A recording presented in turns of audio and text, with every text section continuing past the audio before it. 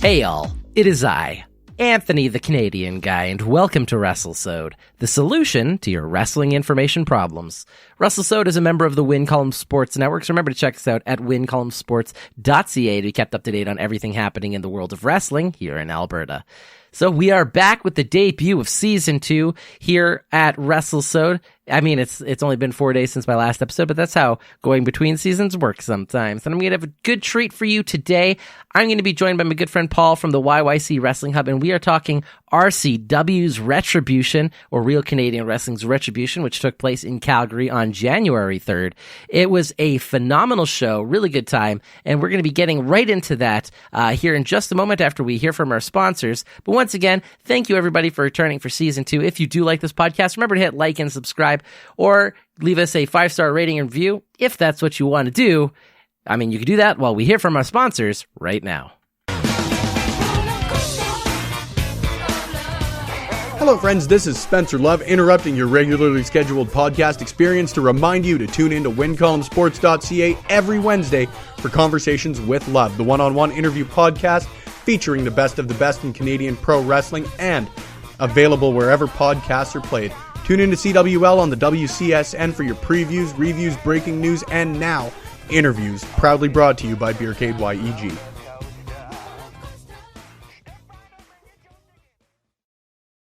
Hey everybody, Anthony back. I am joined with Paul from the YYC Wrestling Hub. Paul, how you doing today, buddy? I'm doing great. How are you, Anthony? Doing fantastic. So we're going to be talking RCW Retribution today, which took place on January 3rd in Calgary. So we're talking about the Calgary show, not necessarily the one that took place in Edmonton on January 4th, because neither of us were there. Nope, we were both in the Legion Friday night, though. Yeah, we sure were. I love that venue, man. That's such a close, intimate venue, and I got to give it to RCW. They have the loudest ring because it's in that venue. Like, you can really hear somebody hit that mat. It's one of my favorite venues for even music in the city. Oh, yeah. I haven't actually been there for any type of music or anything like that, but I've only been to 2 concerts in my whole life. I am a depraved person. Oh. I know, right? But let's talk RCW Retribution. We had 8 matches on the card. A really good card. We brought in some special talent like Silas Young, the last real man in professional wrestling, and of course the X Division champion from Impact Wrestling, Aceaustin. It was a really great way to start off. Your mom's favorite wrestler, right? Oh, hey, I don't get that one. It's his Twitter name. Oh, that's right. Oh, okay. Well, there you go. Well, I'm horrible. I don't know my Twitter stuff. I was just like, I don't get that joke. But probably my mom probably would love him. She would be, you know what my mom would say about Ace? She'd be like, oh, he's just so cute. That's what my mom would probably say. He's a nice young man. He's a nice young boy. Actually, my mom's like really French. She'd probably do it with a very heavy French accent. It'd be really kind of funny. But anyways, I digress. Let's start with the show. We have our kickoff match here.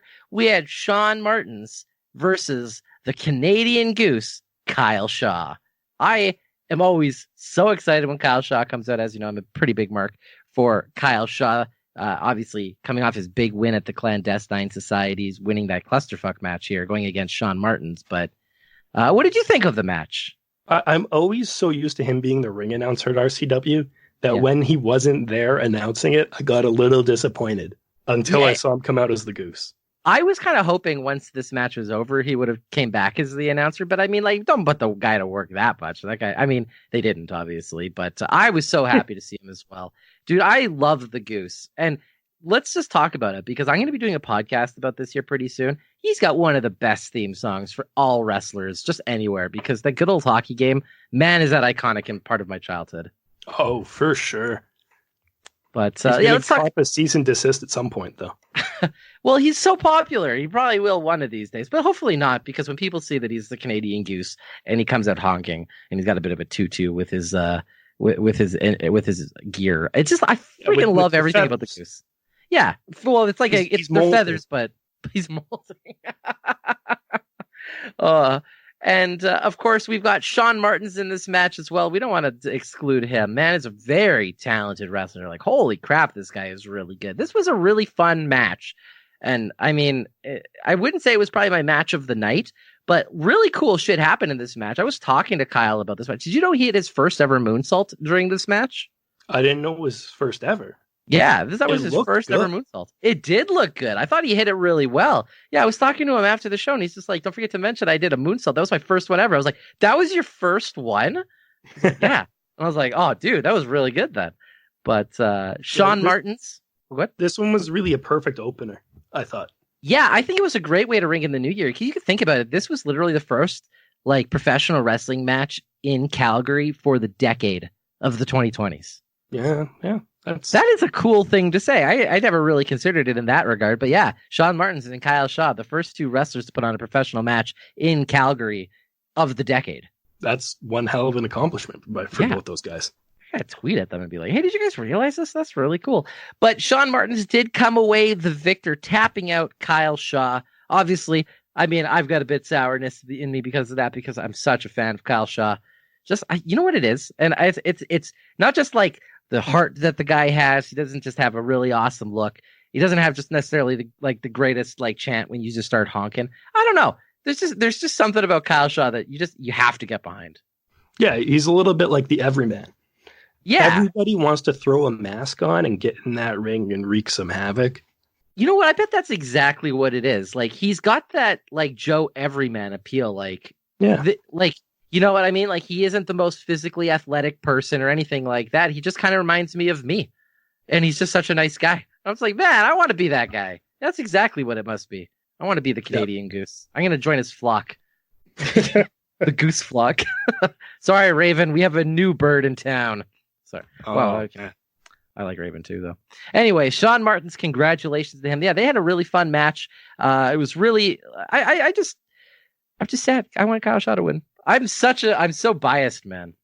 Yeah, I wanted Kyle to win too, but Sean is a great wrestler. He is, and he's really good at getting the crowd to boo him, man. Remember, there was a part in this match, of course you remember, but the audience doesn't. He got on the top turnbuckle, and he was trying to get people to cheer for him, and everyone starts booing, and then, the Canadian Goose would get on the other corner, and he would just start honking, and the entire crowd would get into it. And they were just trying to trade this back and forth. Martins hated that, though. And then that's how the match pretty much started, and he, went up and hit Shaw when he was on the top corner, just trying to get the crowd into something. So, damn heels.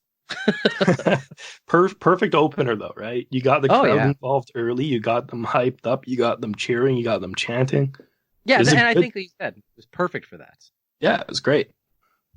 After that, we go on. We had top talent come out. So Christian Strife, Big Jesse Youngblood, Heavy Metal, but not Scott Lee Crew at this very moment, came out to the ring to, I guess you could say, showcase, debut the Top Talent Forever Championship. And that's when they called out Scott Lee Crew. He was holding it in I guess it was a towel or something, came out to the ring, and they debuted the belt. Man, what a beautiful belt.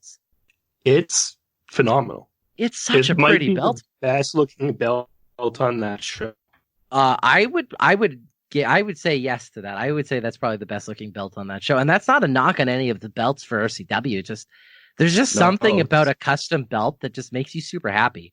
And this is coming from me. My favorite WWE championship of all time was recent. It was the hemp belt that Daniel Bryan did. I just really took to that belt.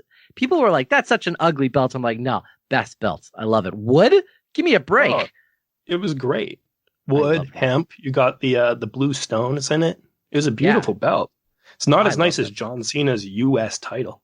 Because that one's Spinaroonie on.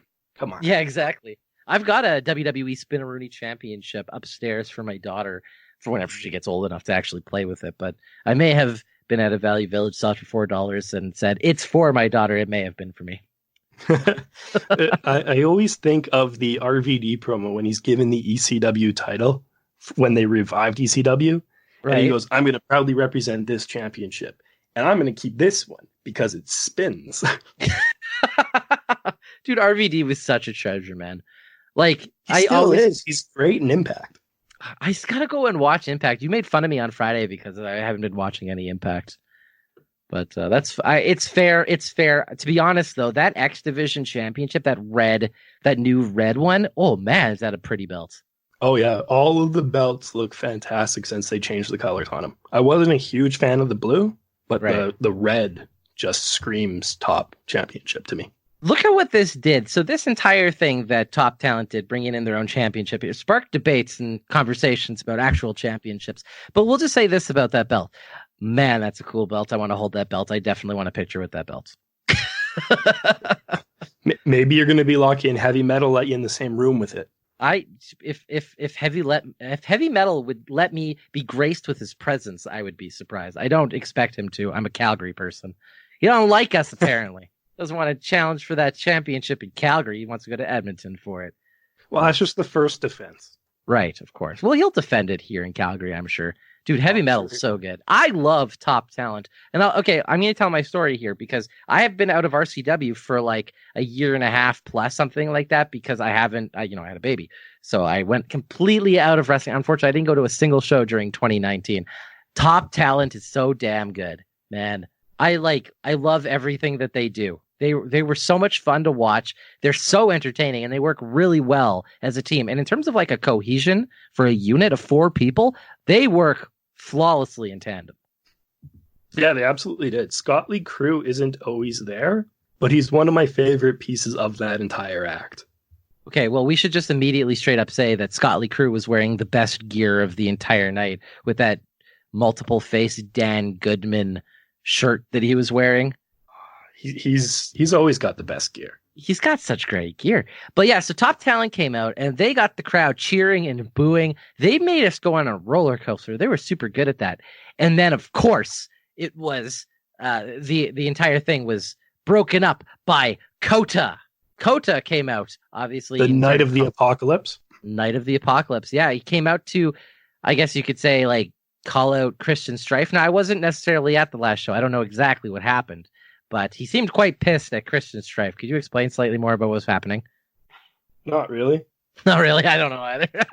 But Kota, the last show I was at, he faced 4 wrestlers. Mm-hmm. And that one, he basically beat them up and they ran away. And I'm not quite sure where he got involved with Christian Strife. That might have happened in Edmonton sometime. But the last match I remember of Kota was him beating up 4 guys. That's crazy. So the match starts, Strife, he took control over the match really quickly here against Kota. It's something, I guess, you don't necessarily see because Kota's booked so strong. But Christian Strife was, the same as striking. He was taking him out at the beginning here.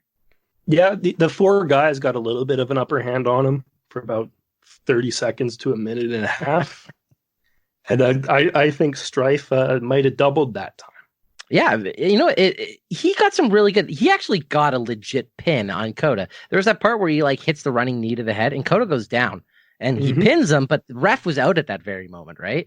And that was probably a win right there for Christian Strife, like a clean one when it was just him and Kota in the ring at that very moment, obviously. But the ref was down. What are you gonna do? Well, Kota knew the ref was down and didn't want to exert the effort to kick out. He's too smart, man. That's why he's Kota. Exactly. So we get towards the end of the match here. It's really interesting. So the chair comes into play, and Kota's getting hit with this chair. But there was kind of this Eddie Guerrero moment where Kota got the chair in his hands as the ref was coming to, and Christian Strife is just down, and the ref just straight up disqualifies Kota because he thinks he used the chair. There was shades of Eddie Guerrero in that, man. Well, the weird part is I would swear that Kota was the one that smashed it on the ring and then held it there while Strife laid down. Is that what happened? I think so. I missed it. Just from my angle, there was a person standing right in front of me at that very moment. When you were beside me, it was probably the same person then. Probably. But it was hilarious though. Kota gets disqualified, and so we have Christian Strife retaining. But then this went on later on. So I guess they're going to be having probably a rematch later on. I guess Kota isn't necessarily done with Christian Strife, obviously, after this. Yeah, so on December 3rd, or January 31st, I have my notes here. Strife will have a no DQ match against Kota, and that's also on Christian Strife's birthday. So happy birthday, Christian Strife. Yeah, happy birthday, Christian Strife.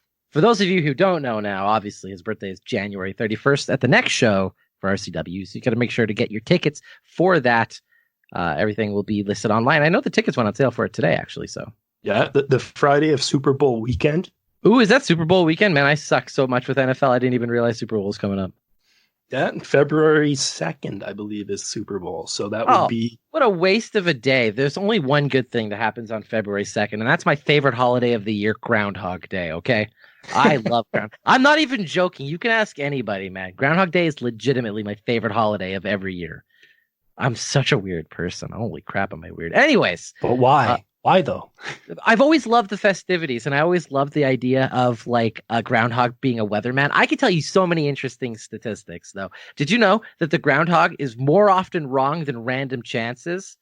So this sounds like a different podcast. It does. They're only accurate approximately 30 to 33% of the time, and that's less than random chance. Just for the record, if a groundhog says something, it's not telling the truth most of the time. Let's move on. Stupid groundhogs. Stupid groundhog. We have our own here, just north of Calgary. Balzac Billy is our local groundhog weatherman on February 2nd. I'm serious. Anyways, so we'll move on to the next match here. We had Big Jesse Youngblood coming to the ring with Scott Lee Crew versus Tasty Travis Cole. Obviously, you know, I'm a huge fan of Tasty Travis Cole, my favorite indie wrestler, because I remember the first indie match I ever went to, he was in it, and he made the show for me. And ever since, I've just loved Tasty Travis Cole. And man, did he come to the ring in some very red, almost Santa-esque attire, but it looked good on him. Big Jess is my favorite, and his attire is the best thing I've seen in a long time. Let us talk, because we actually had a conversation about Youngblood's attire in this. It was so great looking. The attire made him look awesome. It didn't make him look flattering in any regard, but he looked so cool in that attire. I just loved everything about it. And the fact that he's got such good confidence, obviously, Big Jesse Youngblood, man, you got to give it to this guy. Super confident in himself, and he should be, because he's super fucking awesome and talented. I just swore, sorry. But that's whatever. He's an awesome guy. And dang, is he a good and talented wrestler. And he has the coolest attire. He is the coolest, man. Youngblood's awesome. I love that picture that Heavy Metal put online. You guys can look it up if you want. But Youngblood is like standing on someone's back. I don't know whose back it is. You can't quite tell from the picture. But he's like standing on somebody's like naked back, and he's like holding the roof. And I was like, this is the best picture ever. Yeah, I think January 2018, they brought in Al Snow. And I forget who Big Jess was wrestling that time. But he pulled off a moonsault from the top rope into the ring in the Legion. And I don't know how many of your listeners have been at the Legion, but there's not a whole lot of clearance. Yeah, there was... like most guys are able to touch the roof as soon as they're on that bottom rope. Yeah, it's not a very high roof at all. In fact, you see most of the top rope maneuvers happening from the second rope as opposed to the third rope because the ceiling is so low. But yeah, man, if Youngblood is hitting stuff off the top rope in that venue, that's crazy. Oh, it was awesome. It was life-changing. I'm surprised that, we'll talk about this as we come up to it, but Orion, I'm surprised he didn't just immediately hit his head on the roof when he was in the ring. That guy is so tall. We'll get to that, obviously. Yeah. But we had a really good match here between Tasty Travis Cole and Big Jesse Youngblood. I want to say Young Jesse Youngblood. I'm such a weirdo. But it was super good. There was a part in this where they were just doing like a flurry of chops, and there's something about chops, man. Chops always make me just so happy when you just see chopping back and forth. Yeah, it gets you hyped up. Oh, yeah. It's anything like that where the crowd is able to get into it and cheer or jeer the wrestlers as they're doing things. That's where the beauty of independent wrestling is. Oh, absolutely. And not only that, the loudest move of the entire night happened near the end of this match. Jesse hits a big sidewalk slam on Travis Cole, and I remember just like feeling like shake through me. It was so awesome. That was so loud. That ring, we got once again, that's like the coolest ring because that ring is so loud in that venue. For sure. Yeah, that sidewalk slam was something else, man. Yeah. I haven't seen Big Jess busted out that often, but when he does, it's the move of the night in a lot of cases. Oh, yeah. Hey, and not only that, there was a part in this where Tasty hits like a twisting corkscrew neck breaker, kind of like a Ember Moon's Eclipse during this match as well, but from the second rope. That move is so pretty, man. Such a pretty move. But not only that, we had at the very end, Big Jesse Youngblood hits a spear reversal on Travis, gets the 3 count. There was like a serious mixture of cheers and jeers when for big Jesse Youngblood. Like, I think that's what it comes with top talent. I think with Youngblood, everybody wants to cheer for him, but not everybody wants to cheer for top talent. Do you know what I mean? I think that's with all of them, to be honest with you. Is that how that works? Like, all individually, everybody wants to get cheered for, but as a group, nobody wants to cheer for them because they're top talent? No, I think the crowd just respects how good they are. They really It's a little so bit like good. Michael Richard Blaze last year and earlier in 2019, where he was getting cheers just because of how good he is. You mean when he was heel at the time?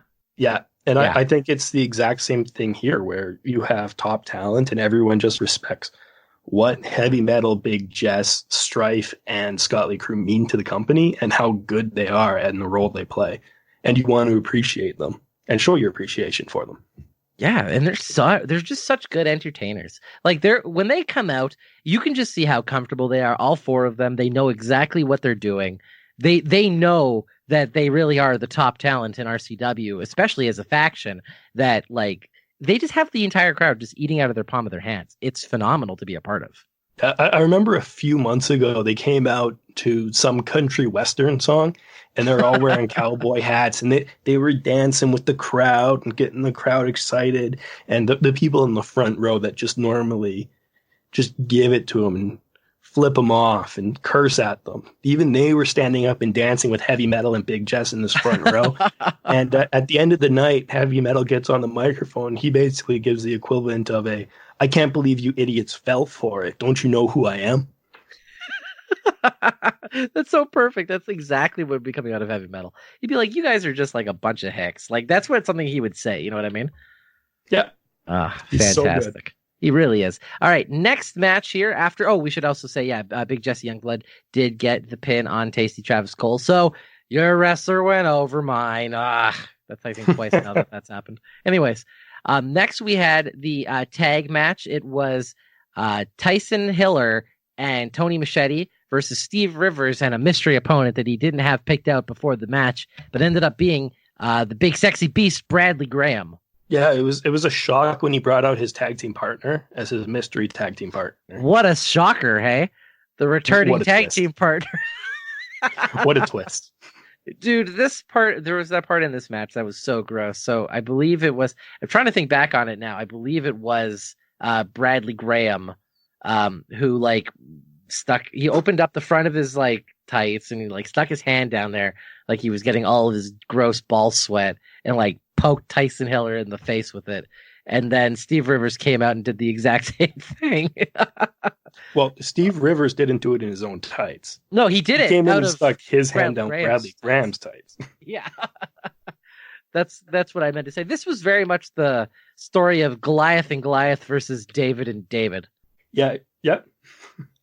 You know, David versus Goliath, that's apparently, through imperialistic data, a fairly fair fight. But as far as two Goliaths versus two Davids goes, it was very much a Goliath fight in this. As much as I should hate to say, because, hey, Tyson Hillier and Tony Machete, they gave it absolutely everything they can.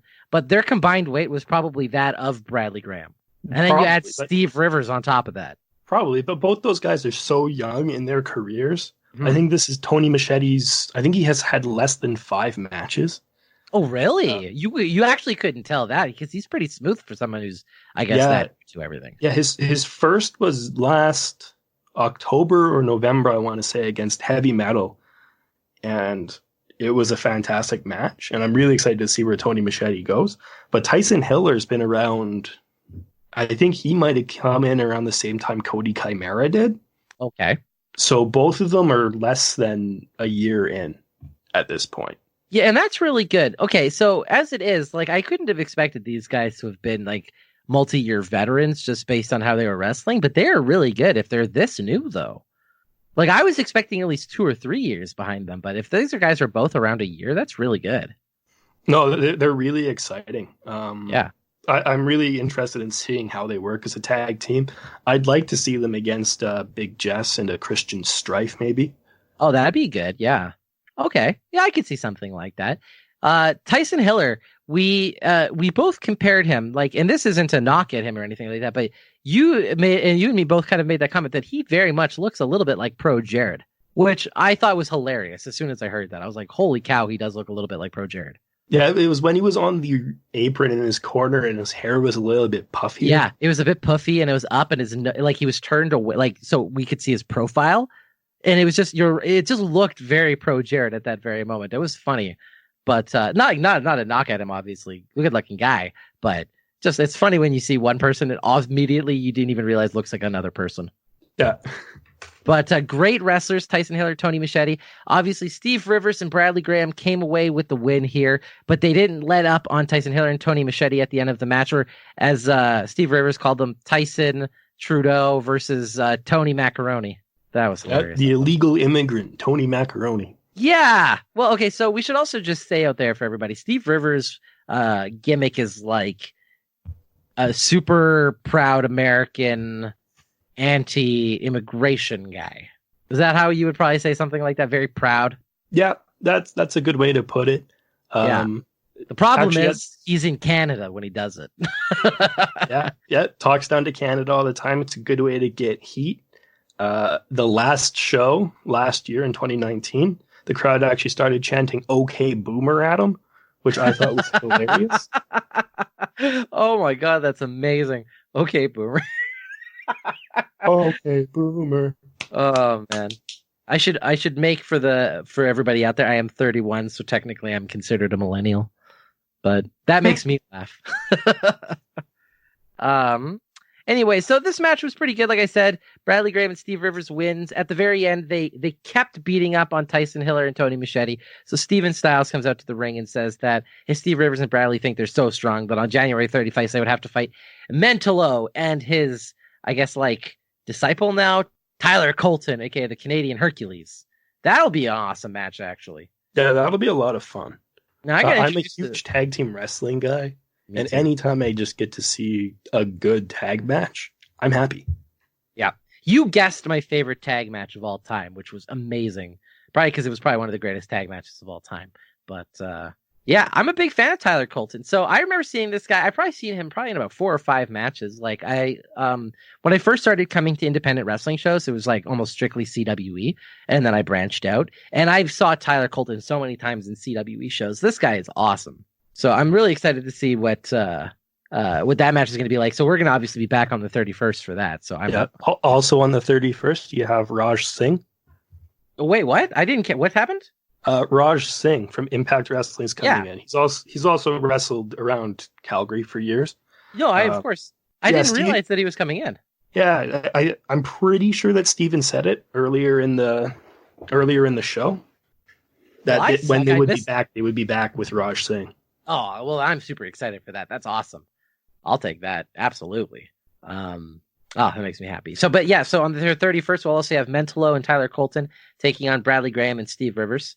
And next up, we had for the Impact Wrestling X Division Championship. And I should also say that this is the first time ever in Western Canada that this title has ever been defended, which, man, for that to say for Cody Chimera, that's got to be a huge, like, wow, I got that under my belt now.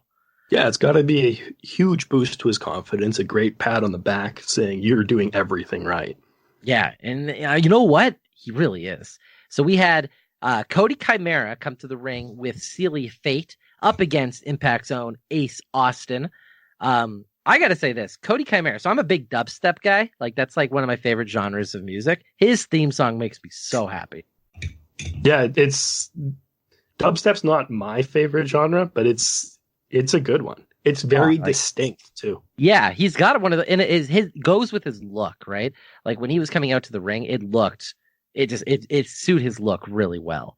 And of course, Ace Austin, who had probably the coolest intro or entrance to the ring of the night, he had that like I guess you could call it like a magician's wand, but it was like spring loaded, and he hit that part where he hit the ropes and then hit the mat, flipped backwards, and as his hand hit the ground, like the stick shot up out of his hand and he caught it. It was so cool. It was just like watching a magic act. Yeah, that's his entrance all the time. It's so good, man. I really don't watch enough Ace Austin, especially because I just haven't been keeping up with Impact when there's just so much great wrestling going on TV. I really should, though. I got to go back and watch more of this stuff because I know Ace Austin's been there, like 8 or 9 months or something like that. He's already the X Division champion. Yeah, you definitely should watch Impact, even if it's just for the women's division alone. Oh, dude, I watched specifically for Tessa Blanchard. I should go back and say I watched specifically for Tessa Blanchard. The whole women's division is so good there. Oh man, I was so upset earlier in the year after. So here's the thing: like I was keeping up with it. Gail Kim is one of my favorite female wrestlers of all time. Holy crap, is she good? I'm so sad that she's not currently wrestling. But I mean, how long has she been doing it for? Right? Yeah, 20 plus years. Something like that. She was so good, though, man. I was, like I said, big fan of Gail Kim. So let's talk a little bit about this match. So it started off kind of slow. I would say it was more of what you would call a methodical pace. They were just kind of trying to feel each other out. But quickly into this match, aceaustin takes control, just starts beating up on Chimera. Chimera smart, though, rolls out of the ring. Celia Fate does a great job as a manager. Those moments where Chimera needs a break or just a minute here or there. There was a part where she was like very on the ring at the very end, and I was surprised that the ref didn't actually kick her out because she was being almost too blatant as as she was trying to distract people. And in those moments, I like to see refs or managers get kicked out when they go too far. It didn't happen in this match, which that's fine. Yeah, but in those moments, I like those get your comeuppance moments. Yeah, it's always so satisfying where you see someone trying to bend the rules to their will, and then they get kicked out and the crowd gets to sing "na na na na, hey hey, goodbye" to them. Yeah, and that, as someone who's in the crowd, it's so much fun to do. Plus, then of course, it always really flusters the person who lost their manager and they're never really quite on their game.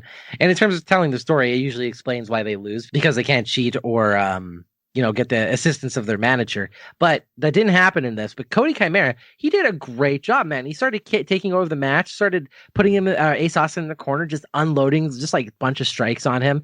Started chopping, obviously, and the match started to get quite a bit faster. This is one of those matches that really told the story of like feeling each other out until it started moving at a quite fast pace.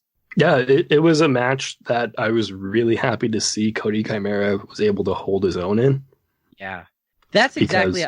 I think the world of Cody Chimera. I think he is one of the most exciting young talents in Alberta. And for him to get this marquee match so early in his career, it's huge for him. Yeah, it really showcases just like how far he's coming along in like the just over a year that he's been doing this.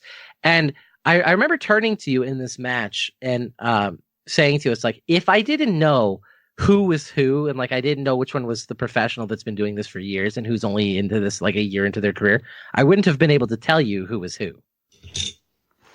And like that goes a long way to tell you just how good Cody Chimera is. Yeah, he's infinitely better than I would have predicted anyone at his level of experience would be. Absolutely. And there was a good part in this. Celia Fate, when she did the best job as a manager, there was a part where aceaustin hits. I remember exactly what move it was, but he's pinning Cody Chimera. Cody Chimera was really close to the ropes, so Celia Fate grabs his leg, throws it on the rope, so the ref stops count at 2. That was really well done. But at the very end, we did have aceaustin hitting the fold and getting the pin on Cody Chimera. I guess in that case, and he also then retained the X Division Championship. Moving on, so I guess he went up to Edmonton the next day. But so a little bit. It was a really good match, actually, like I was saying. Like Cody Chimera, he's really doing so well for himself after being just so new to this business. Absolutely. Yeah. So then we had our intermission, a nice little break there, before we came back and had our triple threat match between Bryce the Slammer Sova, the Cheetah Bear, Jude Dawkins, and, of course, Giant Orion. Okay. I have to make this comparison quickly because both Bryce Sova and Jude Dawkins, I would say, are like at least 6'2", maybe 6'1", 6'2", at least 240 to 250 pounds, probably, maybe 230 to 250, somewhere in that area. Jude Dawkins a little bit bigger than Bryce Sova. Bigger gentleman, right? Like towers over me. Then both of these gentlemen were towered over by Giant Orion. Like, okay, this guy is tall. I don't know. I think he might be the tallest wrestler in Alberta. And I don't know for sure. I want to stand him next to Andre and Titan. And yeah, for sure. I think it would be between him and Andre. I think so. I think Titan is slightly shorter than Andre, maybe like an inch, maybe 2 inches. because Andre is a massive individual as well. But like, could you imagine those three in a triple threat like dream match here in Alberta? Like, you would need to like reinforce the ring because those are such massive individuals. Yeah, one of them hits a superplex and the ring just blows apart. Blows apart. Exactly. It would be like when I guess this happened on a couple of different occasions, but most recently would be when the Big Show got superplexed by Braun Strowman off the top rope, and like the ring just fell apart and the ref fell out of the ring. Yeah, I always go back and think about the Brock Lesnar and Big Show. Brock Lesnar, Big Show one, yeah. Same thing. Big Show's always getting this happen to him. Oh, yeah.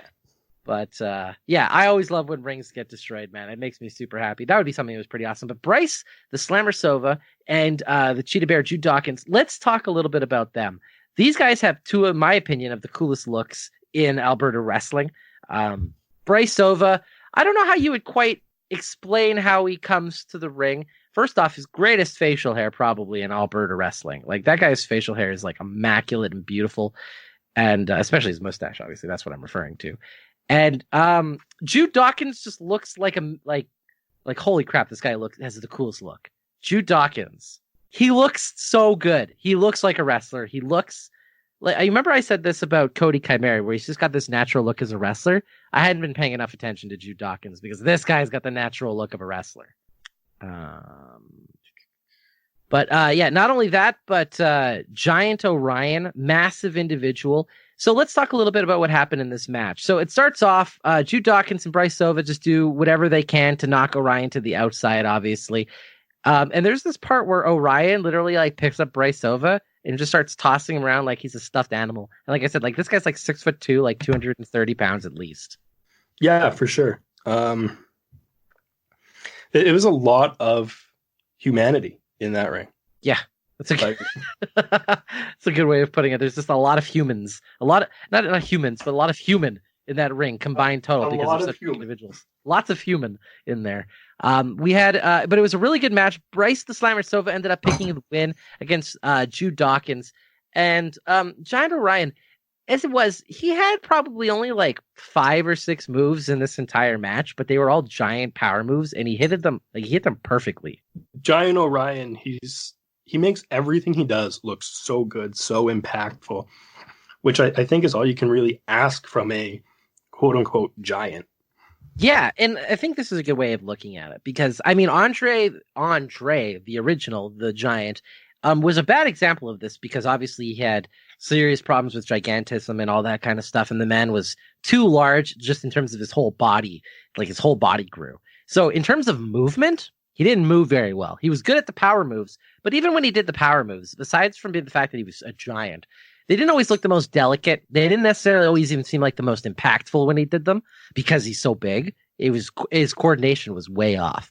I feel like Orion doesn't have this problem at all. He's clearly a massive individual, massive by any standards, but he's also he's very fluid, very smooth, very good for his size. He's really proportionate too. Yeah.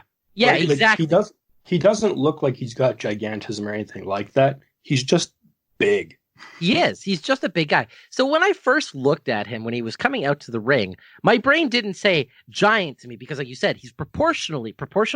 He could be 5'6" or 7'1" in his body structure if he was just stretched out like an accordion. Do you know what I mean? Like he could fit any of those sizes because his proportions are right. It wasn't until he was next to Bryce Sova and Jude Dawkins that you really got a grasp as to how tall this guy really is. And it took him getting to the ring for me to really notice that. So, so this was a great match. Bryce has some cool chants when like the entire arena was chanting 10 more slams because they want obviously all the slams out of him. Didn't do it in this one, but you said at the last match last show you went to, he gave tons of slams. Yeah, the Holiday Havoc Gauntlet, which I think was for a championship shot later. It started off with Dante, Keishi, Tyson, Hillier, Orion, and then Cheetah Bear got in the ring, and it was Cheetah Bear's debut for RCW. Right. And then at some point, Slammer slammed Cheetah Bear, and the crowd, 10 more slams. And then he proceeded to give us 10 more slams. Oh, that's and then lose the match. Well, I mean, that's okay. He won it in this one, though. I think that's what really played into this. He wasn't listening to the crowd this time. Yeah, and he won. Maybe that was what happened. He won. Good on Bryce Sova. Like I said, that guy's got a really cool look. I don't think it's quite to the same level as Jude Dawkins because that guy looks amazing. But man, Bryce Sova's got a good look, great mustache. I'm really happy that Bryce Sova won because the last time I had actually seen Bryce Sova wrestle live was the PWA show with the 3 stages of hell match where they had like the hurricane. That was literally the last time I got to see Bryce Sova live. So I was really happy to see him on this match. Obviously, he's working heel nowadays. That was where he was the face at that time. Yeah, I'm trying to think who else was in that match. So okay, I can't remember who the opponents were. For whatever reason, I cannot think of it. But I know his teammates were Sydney Steele. Wait, was it Sydney Steele? No. I don't think it was. The Chris Steele. What am I saying? Yeah, Chris Steele. It was Chris Steele. Sydney Steele's down in Lethbridge. It was Chris Steele. It was Duke Durango. It was the Hurricane and Bryce the Slammer Sova versus Sheik? No, Sheik Akbar Shabazz, and that was with MRB and BVD in the 3 stages of hell match against the Open. I'm trying to think who else was in that match. It was a fun match. Oh, it was the league. Was it the league? Okay, hold on. I'm pulling it up right now. I'm looking on cagematch.net right now. Yeah, it was the league and Bobby and Michael Allen, Richard Clark. Yes, that's exactly. It was Bobby Sharp, Michael Allen, Richard Clark. So Team Body Break versus. Oh wait, no, that's not quite what it was back in the day. Yeah, Team Body Break in the league versus Chris Steele, Duke Durango, Slammer, and Hurricane. There you go. Anyways, that's a completely different show at a different time for another promotion. But that was a fun match too. But that was a really fun match. It was that was probably my match of the year that year because I hadn't gone to enough shows. But I really dug that match, man. They made Gabriel look like a star. I love Gabriel. Such a nice guy in real life too. He's the guy who you were saying. Well, obviously I was there. He was the guy who pulled us back before the death match at the Clandestine. So I was like, dude, you guys don't want to be here. He was right. Yeah, he's next up. Oh, super great guy. Very nice guy. Next up, we had Matt Hart and Dwight Davis taking on Vince Austin and of course, again, Dante. Right. Dante, thank you. Yeah. So this was this one started out as just Matt Hart and Vince Austin. Yes, that's pretty much how this became works. A tag team. Yep, and then it stopped being a tag team. Right. They brawled it. So there was a really cool part. That was pretty much right in front of us. We got to have a really great view because of where we were. They were fighting literally right in front of the floor, right in front of us. It felt weird. I was like sitting there with my laptop taking notes, and I'm just like, look at that. But I like that part. Vince Austin slams Matt Hart's head into a table. And that table made like a really good sound. Obviously, they slapped the table really hard when he put his head into it. So that was really cool. But it didn't last very long. Most of this fight took place on the outside of the ring. As soon as he got back there, like you're saying, D. Dwight Davis's ex-wife came out, pulled him back. He went to the back, and then he essentially got 2-on-1. Got hit. Matt Hart, I'm saying, he got 2-on-1 by Vince Austin and Dante. And there was a part where Dante pulls out a chair. It hits Matt Hart, and I guess Vince Austin gets disqualified. This is kind of hard to explain. So Vince Austin gets disqualified, retains the championship despite losing the match, but then it becomes like a Texas street fight. And then it's like a 2-on-1. So Vince Austin and Dante are just taking on Matt Hart and just beating the crap out of him. And then D. Dwight Davis comes out and he clears away Vince Austin and Dante as the refs call for the fact that Matt Hart can't continue the match. So in that case, Vince Austin and Dante won. I wasn't 100% sure as to what was going on here, if I'm being 100% honest. It was too much happening at too short a period of time, and it lost me a little bit. The fighting outside the ring and the brawling and everything like that was fine. It was fantastic in terms of all of that. I just couldn't quite follow the story that was happening. Yeah, and I feel like it might have happened at a bad time just because the crowd was so invested in Slammer, Cheetah Bear, and before that Ace Austin, Cody Chimera. Yeah. That this story heavy match between Matt Hart and Vince Austin really didn't have the time or attention of the crowd to really do it justice. Yeah, because I would say this whole thing was much less than 10 minutes, like for everything said and done. This was one of the shorter matches, obviously. And like you said, it was definitely more story driven versus like actual wrestling driven. I felt like the story was kind of confusing, especially for some people who were there for the first time, because I had actually asked one of my friends that I had taken. I was like, so like when you were watching that, what did you think? He's like, I didn't actually know what happened. I was like, okay, see, that's very fair. That's a fair thing right there. But it was good for what it was. The story was a little confusing. Yeah, Matt Hart's come a long way from when I first saw him wrestle. Yeah, me too. Like, because I first saw him in a CWE show like 2 or 3 years ago at this point. So he's definitely come a long way. He's a lot more comfortable in his character, that's for sure. And I think he wears that really well. Like, he comes out, he feels confident, he looks confident, he knows how to get the crowd behind him. He gets a huge pop, obviously, because he is Matt Hart. Yeah, I wish there was a more of a showcase on his actual wrestling in this. That's all I thought. Yeah, but now he's the British Commonwealth champion. Won it the next night in Edmonton. Yep. So I'm hoping to see him take on some really good challengers for him. Well, let's look at RCW right now. Before we move on to the final and main event, what do you think some really good challengers would be for him to take on that Commonwealth Championship? Cheetah Bear. Cheetah Bear is a great answer. Son of Irish. Yeah, Son of Irish would be great. Tasty Travis Cole. That was my next one as well, obviously. Big Jesse Youngblood gets some more gold inside of Top Talent. Yeah. The Canadian Goose. Even a young guy like Tony Machete. Tony Machete would be a really good opponent, I think, for him. Yeah, absolutely. Actually, I think that's a really good answer. I think it would be a good challenge, obviously, for Tony Machete if he's super new and all that kind of stuff. And I think it'd be really good for Matt Hart to showcase himself as the more experienced wrestler in the ring to see what kind of match they could be brought to. I like that idea. Look at you go. Smart man. All right. Next up, we'll talk about the main event. Now, obviously, all of Top Talent comes back out for this before they introduce Silas Young, the last real man in professional wrestling. But Heavy Metal comes out, cuts a promo. I love everything about Heavy Metal. He is so much fun. I have so many notes on this match. But so Heavy Metal was talking about how, Silas Young is, of course, the last professional man the last real man in professional wrestling, but he is, of course, the main event in professional wrestling. Silas Young comes out and he agrees essentially with Heavy Metal. He's like, yeah, man, you are the man. But then he looks at Top Talent. It's like, but these guys are obviously your bitches. Oh, that was a great line. The crowd lost their minds with that one. Obviously, Top Talent lost their mind. It was a good one, man. Like, great job there. Silas Young can work a crowd really well. I really like Silas Young.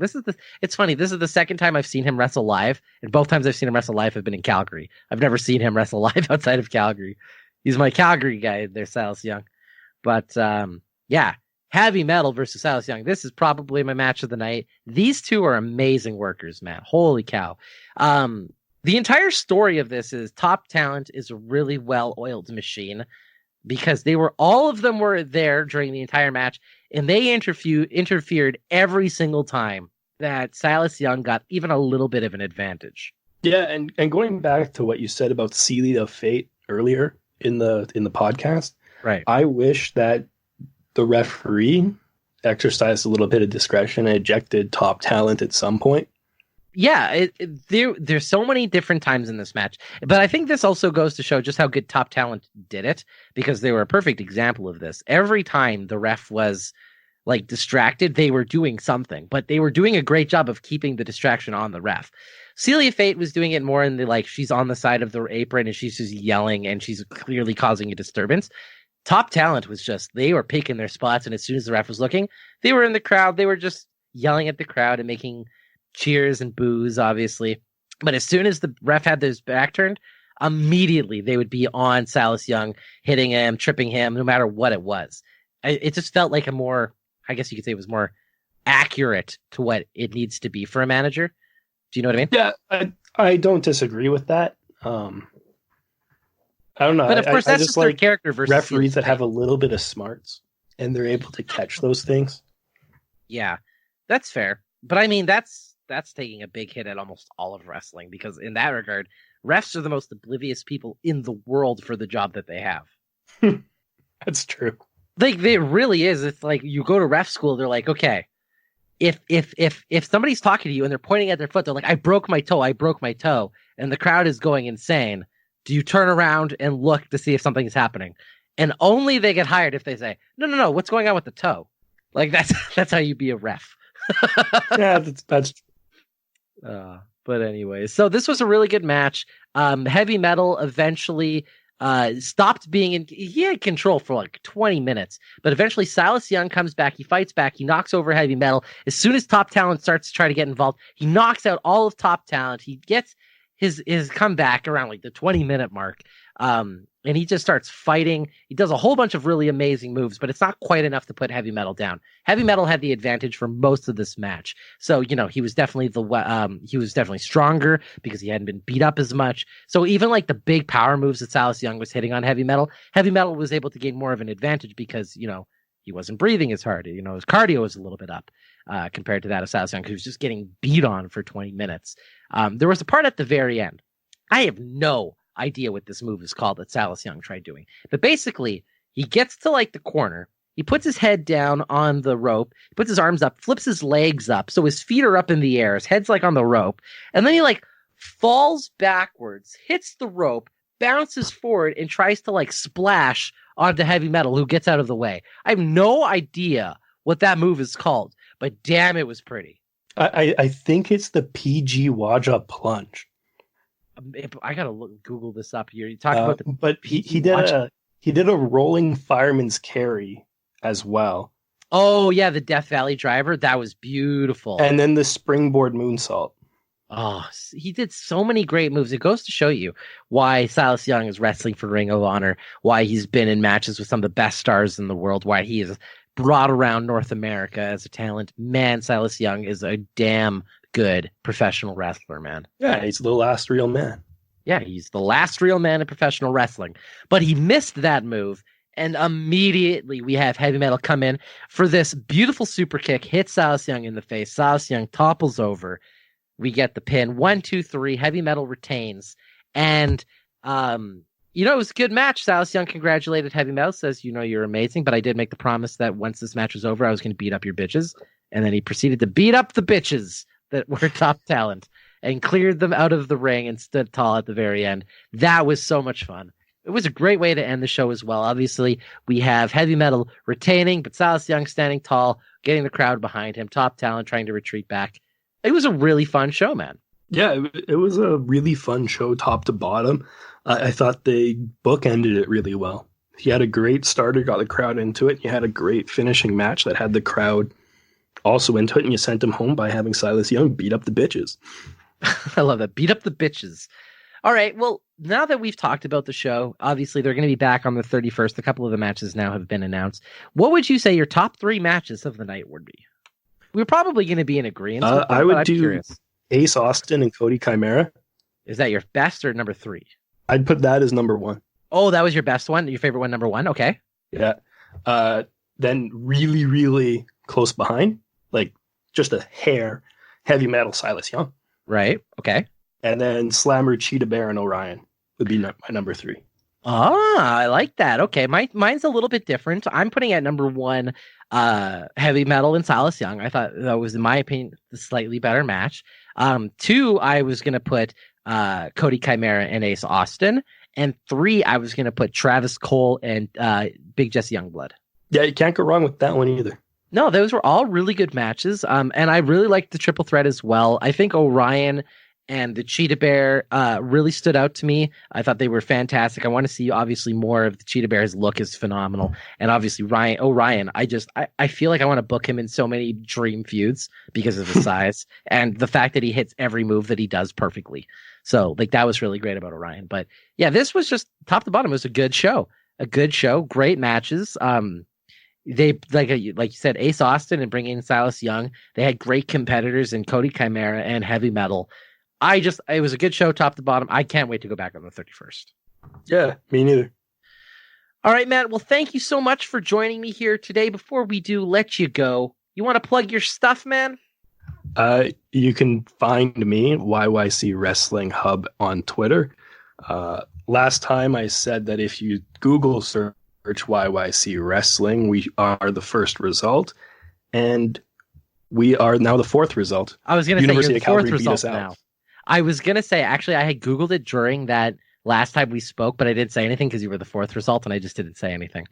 But the fact that you just said you were the fourth either result, way, we're first page. There you go. Yeah, YYC Wrestling Hub. Essentially, if you want to know what's going on in Calgary in the world of wrestling, and you need to know where shows are when they are, you're the person to go to, man. I appreciate it. Yeah, of course. Thank you again to Paul for joining me over at the YYC Wrestling Hub to talk RCW Retribution. We have another show coming up here this Saturday. It's going to be PWA. It's going to be on, January the 11th. So if you're in Calgary, remember to head down to the Cedar Brae Community Center to take a look at the PWA show taking place this weekend. It's going to be great. Take a look online for tickets. I know they're on sale now. So season 2 is now officially here. We have a lot of really cool stuff happening here for season 2 that you're going to have to stay tuned for over the next couple of weeks. Really big, cool things and exciting announcements, especially. So stay tuned. Remember to hit that like button or subscribe if you haven't yet. Leave us a 5-star rating or review if that's what you want to do. Thank you again and have a wonderful day.